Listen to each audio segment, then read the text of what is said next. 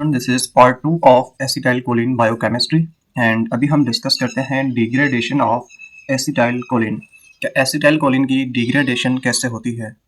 अच्छा, अब ये चीज़ मैं आपको सेपरेट पेज पे समझाता हूँ।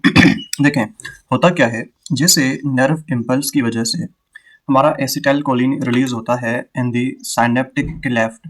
ठीक है, अब जैसे हमारा एसिटाइलकोलिन रिलीज हो गया इन दी साइनेप्टिक क्लेफ्ट एंड इसने अपना काम कर दिया, अपने रिसेप्टर्स पे इसने बाइंड कर दिया, अपना एक्शन कर दिया। ठीक है, तो अब इसको डिग्रेड करना लाजमी है। इसकी जो डिग्रेडेशन है that is very important. Dear student, अगर देखें, अगर डिग्रेडेशन ऑफ एसिटाइल कोलिन ना हो तो इससे क्या हो सकता है? The answer is very simple. अगर एसिटाइल कोलिन डिग्रेड ना होता ना तो इससे क्या होता कि जो हमारी मसल होती ना वो कंटिन्यूसली कॉन्ट्रैक्ट करती रहती। तो मसल्स की फर्दर कॉन्ट्रैक्शन को अवॉइड करने के लिए हम क्या करते हैं, एसिटाइल कोलिन को डिग्रेड करते हैं। ठीक है, अब सवाल ये है कि इस एसिटाइल कोलिन को डिग्रेड कौन करता है, विच इज एंजाइम हेयर जो इसको डिग्रेड करे। ये स्टूडेंट, एक एंजाइम होता है जिसको कहते हैं एसिटाइल कोलिनेस्टरेज। ठीक है, एसिटाइल कोलिनेस्टरेज, ये एंजाइम डिग्रेड करता है हमारे एसिटाइल कोलिन को। जब ये एसिटाइल कोलिन को डिग्रेड करता है ना ये स्टूडेंट, तो एसिटाइल कोलिन को ये कन्वर्ट करता है किस चीज़ में? ये एसिटाइल कोलिन को कन्वर्ट करता है एक एसीटेट में, एक एसीटेट में, एंड दूसरा इसको कन्वर्ट करता है कोलिन में। ठीक है, एसिटाइल कोलिनेस्टरेज एसिटाइल कोलिन को कन्वर्ट करता है एसीटेट एंड कोलिन में। अब इंपॉर्टेंट थिंग इज दैट कि जैसे हमारे पास एसीटेट एंड कोलिन बना ना, तो ये जो हमारा कोलिन है इसको वापस भेज दिया जाता है नर्व टर्मिनल के अंदर, ताकि नेक्स्ट टाइम अगर नर्व इम्पल्स आ जाए या सॉरी ये जो हमारी कोलिन है उसको नेक्स्ट टाइम हम यूज कर सकें इन दी सिंथेसिस ऑफ एसिटाइल कोलिन। तो नेक्स्ट टाइम एसिटाइल कोलिन की सिंथेसिस के लिए हम इस कोलिन को नर्व टर्मिनल के अंदर वापस रीअपटेक करते हैं, उसको वापस भेज देते हैं। एंड ये जो हमारा एसीटेट है इसके साथ क्या होता है डियर स्टूडेंट, ये जो हमारा एसीटेट है ये ब्लड में चला जाता है, ये ब्लड में चला जाता है एंड इसका फिर वहाँ पे मेटाबॉलिज्म वगैरह होता है। And important thing is that कि जो कोलिन है इसको वापस नर्व टर्मिनल में कौन लेके जाएगा? ठीक है, इसको वापस नर्व टर्मिनल में कौन लेके जाएगा? डियर स्टूडेंट, हमारे पास एक स्पेशल काइंड ऑफ ट्रांसपोर्टर होता है जिसको हम कहते हैं high terminal choline transporter. High choline transporter इस कोलिन को वापस नर्व टर्मिनल में लेके जाएगा। ठीक है, तो हमारे पास जो high choline high choline transporter होगा, ये इसको वापस लेके जाएगा कहाँ पे? वापस लेके जाएगा इसको नर्व टर्मिनल में। तो अगर आपसे वाइवा में टीचर पूछता है कि जब एसिटाइल कोलिन डिग्रेड होता है तो एसिटाइल कोलिन का कौन सा कंपोनेंट रिसाइकिल होता है, तो हम कहेंगे सर कोलिन जो है ये रिसाइकिल होता है। ठीक है, अब डियर स्टूडेंट एक चीज़ और विच इज़ वेरी इंपॉर्टेंट है कि जो हमारे कोलिनेस्टरेज एंजाइम है ना जो एसिटाइल कोलिन की डिग्रेडेशन करते हैं, इन कोलिनेस्टरेज एंजाइम के होते हैं टू मेन टाइप्स। मैं यहाँ पे लिख रहा हूँ कि जो हमारे कोलिनेस्टरेज एंजाइम होते हैं इनके बेसिक दो टाइप्स होते हैं। कौन कौन से टाइप्स होते हैं डियर स्टूडेंट? इसका एक टाइप होता है जिसको हम कहते हैं ट्रू एसिटाइल कोलिनेस्टरेज, ट्रू एसिटाइल कोलिनेस्टरेज। ठीक है डियर स्टूडेंट, उसके बाद जो हमारे पास सेकंड टाइप होता है कोलिनेस्टरेज का, उसको हम कहते हैं सीडो कोलिनेस्टरेज। क्या कहते हैं हम उसको? सीडो कोलिनेस्टरेज। ठीक है डियर स्टूडेंट, अब ये जो हमारे पास ट्रू एसिटाइल कोलिनेस्टरेज है ना, इसको हम क्या कहते हैं डियर स्टूडेंट? ट्रू एसिटाइल कोलिनेस्टरेज को हम स्पेसिफिक कोलिनेस्टरेज भी कहते हैं। इसको हम स्पेसिफिक स्पेसिफिक कोलिनेस्टरेज भी कहते हैं। एंड ये जो हमारा सीडो कोलिनेस्टरेज है ना डियर स्टूडेंट, इसको हम कहते हैं ब्यूटाइरिल कोलिनेस्टरेज। इसको हम कहते हैं ब्यूटाइरिल कोलिनेस्टरेज। अब what is difference between these two? Dear student, जो हमारा ट्रू एसिटाइल कोलिनेस्टरेज है, ठीक है, जिसको हम स्पेसिफिक कोलिनेस्टरेज भी कहते हैं, ये प्रेजेंट होता है हमारे पास न्यूरोमस्कुलर जंक्शन के ऊपर। ठीक है, न्यूरोमस्कुलर जंक्शन के ऊपर ये प्रेजेंट होता है। ये साइनेप्सिस के अंदर साइनेप्सिस के अंदर प्रेजेंट होता है एंड आरबीसी की मेम्ब्रेन के ऊपर प्रेजेंट होता है। ठीक है। एंड जो हमारा ट्रू एसिटाइल कोलिनेस्ट्रेज है ना, ये एसिटाइल कोलिन को रैपिडली ब्रेक डाउन करता है, एसिटाइल कोलिन को रैपिडली डिग्रेड करता है। So this is important for the rapid degradation, this is important for the rapid degradation. But इसके ऑपोजिट में हमारे पास जो सीडो कोलिनेस्ट्रेज है, या जिसको हम ब्यूटाइल कोलिनेस्ट्रेज भी कहते हैं, ये कहाँ पे मौजूद होता है? ये तो एक हमारे प्लाज्मा में मौजूद होता है एंड दूसरा ये हमारे लिवर में मौजूद होता है। ठीक है। एंड इसका काम क्या होता है? ये कुछ ड्रग्स को, कुछ एस्टर्स को हाइड्रोलाइज करता है। एसिटाइल कोलिन की डिग्रेडेशन में ये माइनर रोल समटाइम प्ले करता है। ये एसिटाइल कोलिन की डिग्रेडेशन में बहुत माइनर रोल प्ले करता है। ठीक है, माइनर रोल प्ले करता है।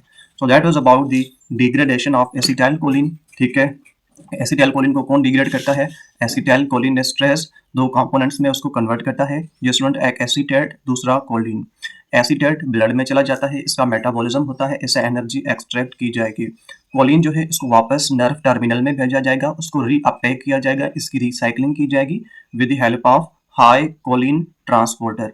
उसके बाद ये स्टूडेंट, कोलिनेस्ट्रेज एंजाइम के टू बेसिक टाइप्स होते हैं, ट्रू एसिटाइल कोलिनेस्ट्रेज एंड हमारे पास सीडो कोलिनेस्ट्रेज। जो ट्रू एसिटाइल कोलिनेस्ट्रेज हैं, इनको हम स्पेसिफिक कोलिनेस्ट्रेज भी कहते हैं एंड सीडो कोलिनेस्ट्रेज को हम ब्यूटाइल कोलिनेस्ट्रेज भी कहते हैं। ट्रू वाले neuromuscular junction, synapses and RBC की मेम्ब्रेन पे होते हैं, ये रैपिड डिग्रेडेशन करते हैं किसकी? एसिटाइल कोलिन की। बट ये जो है, ये एसिटाइल कोलिन की डिग्रेडेशन में अपना बहुत माइनर रोल कंट्रीब्यूट करते हैं प्रेजेंट प्लाज्मा एंड लिवर में। तो this thing is written here कि जो डिग्रेडेशन ऑफ एसिटाइल कोलिन है ये लाजमी है, इसको रैपिडली रिमूव किया जाता है इसके एक्शन के बाद, ताकि जो प्रिवेंट किया जाए और मजीद जो है ना कंटिन्यूस स्टिमुलेशन को।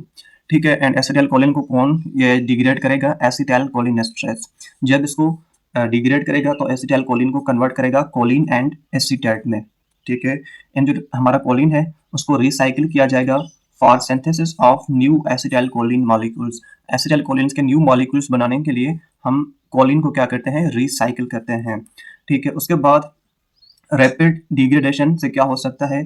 प्रेसाइज न्यूरोमस्कुलर ट्रांसमिशन हो सकती है, proper autonomic nervous system function हो सकता है, प्रोलॉन्ग्ड मसल कॉन्ट्रैक्शन से हम बच सकते हैं। उसके बाद एसिटाइल कोलिनेस्ट्रेज ये रैपिडली हाइड्रोलाइज करते हैं एसिटाइल कोलिन को कोलिन एंड एसीटेट में। एंड स्पेसिफिकली हमारे पास जो ट्रू एसिटाइल कोलिनेस्ट्रेज है, ये उसको रैपिडली डिग्रेड करता है। अब ये स्टूडेंट, हम डिस्कस करते हैं रिसेप्टर्स ऑफ एसिटाइल कोलिन। कि एसिटाइल कोलिन के कितने टाइप के रिसेप्टर्स होते हैं? डियर स्टूडेंट, याद रखना, एसिटाइल कोलिन के टू मेन टाइप्स के रिसेप्टर्स होते हैं, टू मेन टाइप्स के। उनमें से एक रिसेप्टर्स होते हैं जिनको हम कहते हैं निकोटीनिक रिसेप्टर्स एंड दूसरे रिसेप्टर्स को हम कहते हैं मस्कैरिनिक रिसेप्टर्स। ठीक है डियर स्टूडेंट, एक हमारे पास निकोटीनिक रिसेप्टर्स आ गए एंड दूसरे हमारे पास कौन से रिसेप्टर्स आ गए? दूसरे हमारे पास आ गए मस्कैरिनिक रिसेप्टर्स। ठीक है। अब हमारे जो निकोटीनिक रिसेप्टर्स हैं डियर स्टूडेंट, इन निकोटीनिक रिसेप्टर्स को हम निकोटीनिक रिसेप्टर्स क्यों कहते हैं? सबसे पहले तो हमारे माइंड में एक ये बेसिक क्वेश्चन आता है। डियर स्टूडेंट देखें, जब एसिटाइल कोलिन रिलीज हुआ था ना, तो इनिशियल टाइम में it was amazing kind of chemical for the scientist. ठीक है। And it was very interesting for them to study it. ठीक है। जब उन्होंने एसिटाइल कोलिन को स्टडी किया, ठीक है, एंड इसके रिसेप्टर्स को स्टडी किया, तो बहुत इंटरेस्टिंग चीज़ें उनको मिली। ठीक है। उन्होंने देखा कि एसिटाइल कोलिन का कोई एक टाइप का रिसेप्टर नहीं है, एसिटाइल कोलिन के डिफरेंट काइंड ऑफ रिसेप्टर्स हैं एंड उन रिसेप्टर्स पे सिर्फ एसिटाइल कोलिन ही बाइंड नहीं करता, दूसरे मॉलिक्यूल्स भी इस पे बाइंड करते हैं। ठीक है। अच्छा, अब ये स्टूडेंट, एसिटाइल कोलिन के कुछ ऐसे रिसेप्टर्स थे जहाँ पे एसिटाइल कोलिन बाइंड करता था एंड अपना इफेक्ट शो करता था। ठीक है। अच्छा, तो साइंटिस्ट ने देखा कि उन रिसेप्टर्स पे आके ये जो निकोटीन है ना, जो हमें सिगरेट से मिलता है, तम्बाकू से मिलता है, उन्हीं रिसेप्टर्स पे निकोटीन भी बाइंड करता है, उन रिसेप्टर्स को निकोटीन भी ऑन करता है एंड निकोटीन अपना यू कैन से एडिक्टिव इफेक्ट शो करता है। तो साइंटिस्ट ने ऐसे रिसेप्टर्स को नाम दिया nicotinic receptors, because acetyl choline के रिसेप्टर्स तो बहुत है ना, तो हमने जस्ट उनको आइडेंटिफाई करने के लिए उनको स्पेसिफिक नाम दिया। हमने क्या कहा कि भाई वो वाले जो रिसेप्टर्स है ना एसिटाइल कोलिन के, जिन पर निकोटीन बाइंड करता है, हम उनको कहते हैं निकोटीनिक रिसेप्टर्स। ठीक है स्टूडेंट, तो यही वजह है कि हम निकोटीनिक रिसेप्टर्स को निकोटीनिक रिसेप्टर्स कहते हैं। उसके बाद सबसे इम्पोर्टेंट चीज़ कि ये जो निकोटिनिक रिसेप्टर्स हैं ना, they are ligand gated ion channels. They are ligand gated ion channels. ये स्टूडेंट लाइगेंड गेटेड चैनल का मतलब क्या होता है? देखें, गेटेड चैनल मीन्स के जैसे हर घर में एक गेट होता है एंड वो गेट जो है वो कैसे खुलता है? गेट के लिए हम ताला लगाते हैं एंड ताले में चाबी लगाते हैं, देन हमारा गेट खुल जाता है। इट मीन्स दैट चाबी की वजह से हमारा गेट खुलता है। तो इसी तरह हमारा जो सेल है ना, सेल के अंदर भी डिफरेंट टाइप ऑफ गेट्स होती हैं। सेल के अंदर भी डिफरेंट टाइप ऑफ गेट्स होती हैं। ठीक है, सेल के अंदर कुछ ऐसी गेट्स होती हैं जो गेट्स वोल्टेज के चेंज होने की वजह से खुलती हैं। तो सेल के ऐसे गेटेड चैनल्स, सेल के ऐसे दरवाजे जो due to change in voltage वो दरवाजे खुलते हैं, उनको कहते हैं हम वोल्टेज गेटेड चैनल्स। क्या कहते हैं? Voltage gated channels. इसी तरह कुछ ऐसे हमारे पास सेल के अंदर दरवाजे होते हैं जो किसी फिजिकल स्टिमुलस की वजह से खुलते हैं, मतलब कि टच की वजह से, प्रेशर की वजह से, ठीक है, फोर्स की वजह से। तो सेल के ऐसे दरवाजे जिनकी ओपनिंग, ठीक है, जिनकी ओपनिंग एंड क्लोजर डिपेंड करती है फिजिकल स्टिमुलस के ऊपर, डिपेंड करती है physical stimulus like S pressure, touch, force. तो ऐसे दरवाजों को हम कहते हैं मैकेनिकल गेटेड चैनल। ऐसे चैनल्स को हम कहते हैं मैकेनिकल गेटेड चैनल्स। ठीक है डियर स्टूडेंट। अच्छा, अब देखें, उसके बाद हम बायोकेमिस्ट्री के अंदर आयन के लिए एक वर्ड यूज करते हैं लाइगेंड। क्या यूज करते हैं? Ligand. Ligand.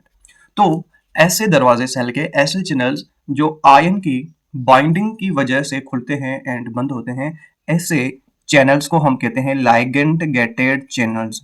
Ligand gated ion channels या लाइगेंड गेटेड चैनल्स। ऐसे चैनल्स जो खुलते हैं एंड बंद होते हैं due to the impact of any ion.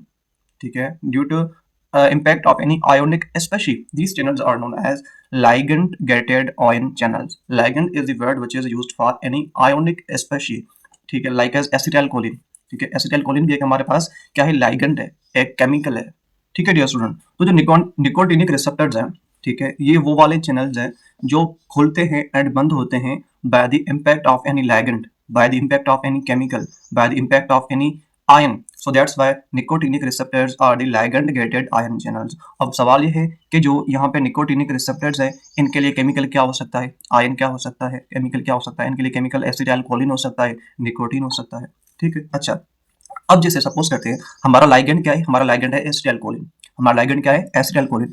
जब एसिटाइलकोलिन इन लाइगेंड गेटेड आयन चैनल्स के साथ बाइंड करता है तो क्या होता है? सोडियम सेल के अंदर जाता है। जब सोडियम अंदर जाता है तो डीपोलराइजेशन होती है, देन एक्शन पोटेंशियल डेवलप होता है एंड रैपिड जो एक्साइटेशन है हमारी वो डेवलप होती है। एंड इस तरह से हमारे रिसेप्टर्स काम करते हैं by the impact of this acetylcholine. Acetylcholine आया, उसने बाइंड किया, सोडियम अंदर गया, डीपोलराइजेशन हो गई, एक्शन पोटेंशियल जनरेट हो गया। अब बात है डियर स्टूडेंट, ये जो हमारे निकोटिनिक रिसेप्टर्स हैं ये कहाँ कहाँ पे मौजूद है? कहाँ कहाँ पे मौजूद है dear student? They are present in neuromuscular junction. ये न्यूरोमस्कुलर जंक्शन पे प्रेजेंट होते हैं for the skeletal muscle contraction. ये चीज़ मैंने आपको पहले भी बताई। ठीक है, स्केलेटल मसल की कॉन्ट्रैक्शन के लिए ये न्यूरोमस्कुलर जंक्शन पे पाए जाते हैं। कौन से रिसेप्टर्स? Nicotinic receptors. ये जो रिसेप्टर्स हैं ये ऑटोनॉमिक गेंगलिया के अंदर भी पाए जाते हैं। ऑटोनॉमिक गेंगलिया के अंदर भी पाए जाते हैं। अब डियर स्टूडेंट, ऑटोनॉमिक गेंगलियन क्या है? This is so simple kind of thing. देखें, जब कोई भी चीज़ सपोज करते हैं कोई भी ऑटोनॉमिक है जो हमारे कंट्रोल में नहीं है, जब कोई भी सिग्नल ब्रेन से आता है, कहाँ पे? ऑर्गन में। किसी सपोज करते हैं ब्रेन ने सिग्नल दिया किसको? स्टमक को। ठीक है, किसको सिग्नल दिया? स्टमक को दिया। अब सवाल ये है डियर स्टूडेंट, क्या ये ब्रेन का सिग्नल डायरेक्ट स्टमक तक आ जाएगा? Answer is no. Dear student, जो भी ऑटोनॉमिक नर्व्स होती हैं वो ब्रेन का सिग्नल डायरेक्ट स्टमक तक नहीं, किसी भी जो यू कैन से किसी भी विजुअल ऑर्गन तक डायरेक्ट ट्रांसमिट नहीं करती। जो भी ब्रेन का सिग्नल होता है ना स्टूडेंट, वो ब्रेन का सिग्नल बीच में रुकता है, बीच में रुकता है। एंड जो ब्रेन का जो भी सिग्नल है, ठीक है, जो बीच में रुकता है, तो वो किस जगह पे रुकता है डियर स्टूडेंट? नर्व्स की जो स्टेशन होती है, नर्व्स का जो कलेक्शन होता है, जहां पे in the autonomic nervous system, autonomic nervous system जहां पे सिग्नल रुकता है। कौन सा सिग्नल? Autonomic signal. तो ऑटोनॉमिक नर्वस सिस्टम में जिस जगह पे ऑटोनॉमिक सिग्नल रुकता है, ऐसी जगह को हम कहते हैं ऑटोनॉमिक गेंगलियन। क्या कहते हैं? ऑटोनॉमिक गेंगलियन। ऑटोनॉमिक गेंगलियन वो जगह है जहां पे कोई भी ऑटोनॉमिक सिग्नल रुकता है। अब रुकने से क्या होता है? रुकने से ये होता है कि सपोज करते हैं ब्रेन ने कोई भी सिग्नल भेजा। ठीक है, मैं इसको दूसरी पेन से बना देता हूँ। अच्छा, सपोज करते हैं ब्रेन ने ये सिग्नल भेजा स्टमक की तरफ, तो ये सिग्नल आएगा ब्रेन से, पहले ये ऑटोनॉमिक गैंग्लियन में रुकेगा, ठीक है, एंड ऑटोनॉमिक गैंग्लियन में रुकेगा एंड इसको ये सिग्नल देगा। फिर जो है ना, इसी सिग्नल के लिए यही यही जो हमारी न्यूरॉन है ये कंटिन्यू नहीं करेगी, इसी सेम ही सिग्नल के लिए हमारे ऑटोनॉमिक गैंग्लियन से दूसरी न्यूरॉन जो यू कैन से कंटिन्यू करेगी एंड वही सिग्नल जो ब्रेन ने इस न्यूरॉन को दिया था, वही सिग्नल अब हमारी ये न्यूरॉन स्टमक तक लेके जाएगी, ठीक है। अच्छा, अब डियर स्टूडेंट, ये जो हमारी पहली न्यूरॉन आई थी या नर्व आई थी जो ब्रेन से ऑटोनॉमिक गैंग्लियन पे आकर रुकी थी, इसी को हम कहते हैं pre ganglionic nerve, pre ganglionic neuron या प्री गैंग्लियोनिक नर्व, ठीक है। एंड ये वो वाली जो नर्व जो अब इसका सिग्नल लेके जा रही है टुवर्ड्स स्टमक, एंड ये इस ऑटोनॉमिक गैंग्लियन के बाद आई है, तो ऐसी नर्व को हम कहेंगे पोस्ट गैंग्लियोनिक नर्व फाइबर्स या post ganglionic nerve, post ganglionic nerve या पोस्ट गैंग्लियोनिक न्यूरॉन या पोस्ट गैंग्लियोनिक नर्व फाइबर्स। तो इसी तरह हमारे पास pre ganglionic nerve fibres and post ganglionic nerve fibres होते हैं, ठीक है। प्री गैंग्लियोनिक वो होते हैं जो ऑटोनॉमिक गैंग्लियन से पहले आते हैं, ठीक है। पोस्ट गैंग्लियोनिक वो होते हैं जो ऑटोनॉमिक गैंग्लियन से बाद में आते हैं। तो इसी तरह जो हमारे पास ऑटोनॉमिक गैंग्लियन है, ऑटोनॉमिक गैंग्लियन पे क्या होता है, सिग्नल्स ट्रांसमिट होते हैं between pre ganglionic and post ganglionic neurons के बीच में, ठीक है। ये प्री गैंग्लियन था, ये पोस्ट गैंग्लियन था, तो pre ganglionic and post ganglionic के बीच में जो सिग्नल की ट्रांसमिशन है, इसके लिए हमारे पास जो निकोटिनिक रिसेप्टर्स हैं ये यहाँ पे आके हेल्प करते हैं। दैट्स वाई हम कहते हैं कि हमारे निकोटिनिक रिसेप्टर्स ऑटोनॉमिक गैंग्लियन के अंदर भी पाए जाते हैं। उसके बाद ये हमारा निकोटिनिक रिसेप्टर्स एड्रिनल मेडुला में भी होते हैं, एंड जहाँ पे आके ये कैटेकोलामीन्स की जो है ना यू कैन से इसको रिलीज करवाते हैं like as adrenaline, nor adrenaline, ठीक है। तो दैट्स वाई इसका फंक्शन क्या है, skeletal muscle contraction, ganglionic transmission. Ganglionic transmission means जब हमारा सिग्नल प्री गैंग्लियोनिक न्यूरॉन से पोस्ट गैंग्लियोनिक न्यूरॉन तक जाए, ठीक है। एड्रेनलिन को रिलीज करवाना, ठीक है। These are the functions of the acetyl choline के जो पहले रिसेप्टर्स है जिनको हम निकोटिनिक रिसेप्टर्स कहते हैं, वो 4 लाइगेंड गेटेड आयन चैनल्स कहाँ पे पाए जाते हैं, न्यूरोमस्कुलर जंक्शन में, ऑटोनॉमिक गैंग्लियन में एंड एड्रिनल मेडुला में। Just student, there is the last MCQ point here कि जो हमारे निकोटिनिक रिसेप्टर्स होते हैं they are ligand gated ion channels. ऐसे दरवाजे जो किसी केमिकल स्पेशी, किसी आयोनिक स्पेशी के बाइंड होने के बाद खुलते हैं, ऐसे दरवाजों को हम क्या कहते हैं, ऐसे दरवाजों को हम कहते हैं ligand gated ion channels. Dear student, इन मस्कैरिनिक रिसेप्टर्स को हम मस्कैरिनिक रिसेप्टर्स क्यों कहते हैं? डियर स्टूडेंट, ये जो वर्ड मस्कैरिनिक है ना, ये आया है एक टॉक्सिक अल्कलॉइड केमिकल से, टॉक्सिक अल्कलॉइड केमिकल। एंड ये जो हमारा टॉक्सिक अल्कलॉइड केमिकल है ये कौन प्रोड्यूस करता है? ये toxic alkaloid chemical is produced by the mushrooms. Mushrooms एक टॉक्सिक कंपाउंड प्रोड्यूस करते हैं जिसको हम कहते हैं मस्कैरिनिक। अब साइंटिस्ट ने क्या कहा कि ऐसे रिसेप्टर्स, एसिटाइल कोलिन के ऐसे रिसेप्टर्स जिनके साथ आके ये वाला केमिकल बाइंड करता है ना, ऐसे रिसेप्टर्स को हम क्या कहेंगे? Muscarinic receptors. रिसर्च ने क्या कहा कि भाई एसिटाइल कोलिन के वो रिसेप्टर्स जिनके साथ निकोटीन बाइंड करेगा तो उनको हम आइडेंटिफाई करने के लिए नाम दे देते हैं निकोटिनिक। तो ऐसी तरह उन्होंने कहा कि भाई वो रिसेप्टर्स जिनके साथ मस्कैरिनिक आकर बाइंड कर रहा है, ठीक है, तो उनको आइडेंटिफाई करने के लिए हम क्या नाम दे रहे हैं? मस्कैरिनिक रिसेप्टर, ठीक है डियर स्टूडेंट। अब इंपॉर्टेंट थिंग कि ये जो रिसेप्टर्स है ना, they are G protein coupled receptors, G protein coupled receptors. Dear student, these are not ion channels, ये किसी आयन की वजह से नहीं खुलते, they are G protein coupled receptors because ये जो रिसेप्टर है ना, बेसिकली सपोज करते हैं जैसे रिसेप्टर, इन रिसेप्टर्स के अंदर एक स्पेशल काइंड ऑफ प्रोटीन होती है जिस प्रोटीन को हम कहते हैं जी प्रोटीन। क्या कहते हैं? G protein. तो ये रिसेप्टर्स अपने अंदर जी प्रोटीन रखते हैं। These proteins are coupled with, sorry these receptors are coupled with G protein, that's why इन रिसेप्टर्स को हम कहते हैं जी प्रोटीन कपल्ड रिसेप्टर्स। क्या कहते हैं? G protein coupled receptors. ये जी प्रोटीन जो है ये गोनोसिन डाइफॉस्फेट, गोनोसिन ट्राइफॉस्फेट इनके साथ बाइंड करती रहती है, ठीक है। दैट्स व्हाई इसको हम जो है ना जी प्रोटीन कह रहे हैं because this is related to the guanosine nitrogenous base. So muscarinic receptors, these are G protein coupled receptors because ये receptors अपने अंदर G protein को रखते हैं, इसके साथ कपल बनाते हैं। जैसे आप लोग कपल बनाते हो ना, आप भी कहते हो ना कि कोई प्यारी सी लड़की होनी चाहिए, ठीक है, अकेला क्यों घूमे, ठीक है, जिस तरह आपके कपल्स बनते हैं, तो भई ये भी तो रिसेप्टर्स हैं, इनको भी तो जीने के लिए कुछ सहारा चाहिए, हाँ? सहारा सिर्फ़ आप लोगों को नहीं चाहिए, रिसेप्टर्स को भी चाहिए, ठीक है? तो मस्कैर्निक रिसेप्टर्स अपने अंदर जी प्रोटीन को रखते हैं, इसकी केयर करते हैं, अपने अंदर रख रहे हैं। देखिए रिसेप्टर भी कितने जो है ना यूकेन से होशियार हैं, प्रोटीन को अंदर रख रहे हैं, इसकी केयर कर रहे हैं। जिस तरह से आप लोग करते हो अपनी प्यारी की, ठीक है? बेबी ये ना करो, बेबी ये ना करो, बेबी ऐसे ना करो, ठीक है? तो इसी तरह ये भी इसको अपने अंदर ही रख लेते हैं, ठीक है? So that's why these are G protein coupled receptors. Other thing, ये जो हमारे मस्कैर्निक रिसेप्टर्स हैं ना डियर स्टूडेंट, इनका एक्शन स्लो होता है, ठीक है? एंड इनका एक्शन लॉन्ग लास्टिंग होता है देन दी निकोटिनिक रिसेप्टर्स, ठीक है? अगर आपसे वाइवा में टीचर पूछ रहा है कि भाई बताओ nicotinic receptors and muscarinic receptors दोनों में से कौन से रिसेप्टर्स स्लो इन एक्शन है, the answer will be muscarinic. But these are slow but long lasting है, ठीक है? इसके 5 मेजर सब टाइप्स होते हैं, M1, M2, M3, M4 and 5, ठीक है? 5 सब टाइप्स हैं। M1 रिसेप्टर्स पाए जाते हैं सीएनएस में, गैस्ट्रिक ग्लैंड्स में। सीएनएस में ये लर्निंग एंड मेमोरी का काम करते हैं, ठीक है? गैस्ट्रिक ग्लैंड्स में ये गैस्ट्रिक एसिड की सीक्रेशन करवाते हैं। M2 रिसेप्टर्स हार्ट में पाए जाते हैं, स्पेशली हार्ट रेट को डिक्रीज करते हैं एंड कार्डियक कंडक्शन को डिक्रीज करते हैं। M3 रिसेप्टर्स पाए जाते हैं स्मूथ मसल्स में, एजोक्राइन ग्लैंड्स में। यहाँ पे ये bronchoconstriction, increased salivation, increased lacrimation, increased intestinal mobility, bladder contraction, these kind of functions are performed by the M3 receptors। अच्छा, तो अभी हम कुछ क्लिनिकल कंडीशंस डिस्कस करते हैं, कुछ डिसऑर्डर्स डिस्कस करते हैं। सबसे पहले हमारे पास एक डिजीज़ है जिसको हम मियास्थीनिया ग्रेविस कहते हैं। Myasthenia gravis this is an autoimmune disorder, जिसमें क्या होता है कि हमारे जो निकोटीनिक रिसेप्टर्स हैं ना एसिटाइलकोलिन के, निकोटीनिक रिसेप्टर्स, इनके अगेंस्ट एंटीबॉडीज़ बनती हैं, ठीक है? निकोटीनिक रिसेप्टर्स के अगेंस्ट एंटीबॉडीज बनती हैं एंड हमारे निकोटीनिक रिसेप्टर्स डैमेज होते हैं इन दिस डिजीज। तो इससे क्या होगा, what will B pathophysiology here, कि एंटीबॉडीज जो हैं वो डिस्ट्रॉय करेंगी या ब्लॉक करेंगी एसिटाइलकोलिन के रिसेप्टर्स को।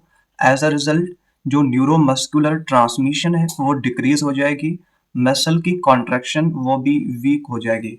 सो what will be there clinical features, यहाँ पे मसल वीकनेस हो सकती है, टॉसिस हो सकती है, डिप्लोपिया हो सकता है, फर्टिजिबिलिटी हो सकती है एंड डिफिकल्टी इन swallowing, जिसको डिस्फेजिया कहते हैं, it can be happen there, ठीक है? अगर पेशेंट को ठीक करना है ना तो हमने एसिटाइलकोलिनेस्टरेज इनहिबिटर्स उसको देने हैं ताकि एसिटाइलकोलिन ज़्यादा टाइम के लिए साइनेप्टिक क्लेफ्ट में रह सके। तो in a one line MCQ there is that कि मियास्थीनिया ग्रेविस ये क्यों होती है, because of antibodies against nicotinic acetylcholine receptors.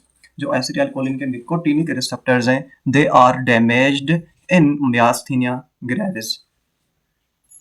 उसके बाद जो student another syndrome, Lambert Eaton myasthenic syndrome, this is an autoimmune disorder, जिसमें क्या होता है कि जो प्री साइनेप्टिक कैल्शियम चैनल्स हैं वो अफेक्ट होते हैं, ठीक है? Lambert Eaton myasthenic syndrome, it is that autoimmune disorder जिसमें प्री साइनेप्टिक कैल्शियम चैनल्स वो अफेक्ट होते हैं, वो डैमेज होते हैं। अब कैल्शियम अगर रिड्यूस हो गया, इससे क्या होगा, एसिटाइलकोलिन कम रिलीज होगा। जब एसिटाइलकोलिन कम रिलीज होगा तो मसल की वीकनेस हो जाएगी, ठीक है? अब अगर हमने इसको ठीक करना है तो हम क्या करेंगे, बार बार हमने रिपीटेडली देना होगा एसिटाइलकोलिनेस्टरेज इनहिबिटर्स, ठीक है? तो in one line you can remember here कि Lambert Eaton syndrome results from impaired acetylcholine release due to calcium channel antibodies, क्योंकि जो कैल्शियम चैनल्स हैं उनके लिए एंटीबॉडीज बनती हैं, इससे एसिटाइलकोलिन सही रिलीज नहीं होता। कैल्शियम चैनल्स के लिए एंटीबॉडीज बनती हैं, वो डैमेज होते हैं, जिससे एसिटाइलकोलिन कम रिलीज होता है। इसको हम लैम्बर्ट ईटन सिंड्रोम कहते हैं। आफ्टर दैट अल्जाइमर्स डिजीज, जिसमें हमारे कोलिनर्जिक न्यूरॉन्स जो हैं वो डैमेज हो जाते हैं, ठीक है? Alzheimer disease, this is that disease जिसमें कोलिनर्जिक न्यूरॉन्स डैमेज हो जाएंगे, इससे मेमोरी लॉस हो जाएगा, कॉन्जेनिटिव जो है बेसिकली डिक्लाइन हो जाएगा, लर्निंग डिफिकल्टीज, एसिटाइलकोलिनेस्टरेज इनहिबिटर्स हम फिर से यूज करेंगे यहाँ पे ताकि एसिटाइलकोलिन की अवेलेबिलिटी हो। तो loss of cholinergic neurons contribute to the Alzheimer's disease. उसके बाद another which is very famous clinical condition, that is the organophosphate poisoning। Organophosphate poisoning this is that condition जिसमें हमारा एसिटाइल कोलिन एस्ट्रेज वो inhabit हो जाता है। जब acetyl choline esterase inhabit हो जाता है तो डिग्रेडेशन ऑफ एसिटाइल कोलिन नहीं होगा। ठीक है, तो इससे एसिटाइल कोलिन अक्यूमुलेट हो जाता है इन दी साइनेप्टिक क्लेफ्ट। इससे क्या होगा, what will be manifestations there, जो हमारे फंक्शंस होंगे एसिटाइल कोलिन के वो ज्यादा यू कैन से प्रोमिनेंट हो जाएंगे, like as excess salivation, lacrimation ज्यादा होगी, स्वेटिंग ज्यादा होगी, ब्रेडिकार्डिया होगा, ब्रोंको स्पैज्म होगा, मसल्स के अंदर फैसिकुलेशंस हो जाएंगी, पैरालिसिस हो जाएगा। This condition is known as cholinergic crisis. This condition is known as cholinergic crisis. अगर वाइवा में आपसे पूछा जाए कि कोलिनर्जिक क्राइसिस क्या है तो आप कहोगे कि ऑर्गेनोफॉस्फेट पॉइजनिंग की वजह से कोलिनर्जिक क्राइसिस होती है, जिसमें क्या होता है कि हमारा एसिटाइलिन कोलिनेस्ट्रेज ये इनहेबिट हो जाता है एंड हमारा एसिटाइल कोलिन जो है वो अक्यूमुलेट हो जाता है इन दी सिनेप्टिक क्लेफ्ट। ठीक है, तो there is most important MCQ point, it is that कि organophosphates inhibit acetylcholinesterase causing acetylcholine accumulation. After that यहाँ पे कुछ इंपॉर्टेंट पॉइंट्स हैं जो हमने टॉपिक्स में डिस्कस किया है, like as acetyl choline this is made up of acetic acid and choline, मैंने आपको बताया था। उसके बाद इसको सिंथेसाइज कौन करता है, एसिटिक एसिड एंड कोलिन को कौन मिलाता है, कोलिन एसिटाइल ट्रांसफरेज एंजाइम। ठीक है, आफ्टर दैट उसको वेसिकल्स के अंदर स्टोर किया जाता है। ठीक है, उसको कैल्शियम के थ्रू रिलीज करवाया जाता है by the process of exocytosis. Degrade कौन करता है, एसिटाइल कोलिनेस्ट्रेज। जब डिग्रेड होता है तो ये रिएक्शन रिवर्स होता है, फिर से हमें कोलिन एंड एसीटेट मिलता है। आफ्टर दैट जो हमारे निकोटिनिक रिसेप्टर्स हैं they are ligand gated ion channels, but हमारे जो मस्कैरिनिक रिसेप्टर्स हैं they are G protein coupled receptors. उसके बाद ये जो हमारा you can say acetylcholine है that is the major neurotransmitter of parasympathetic nervous system, जो हमारे न्यूरोमस्कुलर जंक्शन पे भी काम करता है in the somatic, important for memory and learning. Myasthenia gravis में क्या होता है कि एंटीबॉडीज बनती हैं against nicotinic receptors. Lambert Eaton syndrome जिसमें एसिटाइल कोलिन का रिलीज कम होता है बिकॉज हमारे जो कैल्शियम के चैनल्स हैं वो अफेक्ट हो जाते हैं। अल्जाइमर्स डिजीज में लॉस ऑफ कोलिनर्जिक न्यूरॉन्स। उसके बाद ऑर्गेनोफॉस्फेट पॉइजनिंग जिसमें हमारा एसिटाइल कोलिनेस्ट्रेज इनहेबिट हो जाता है।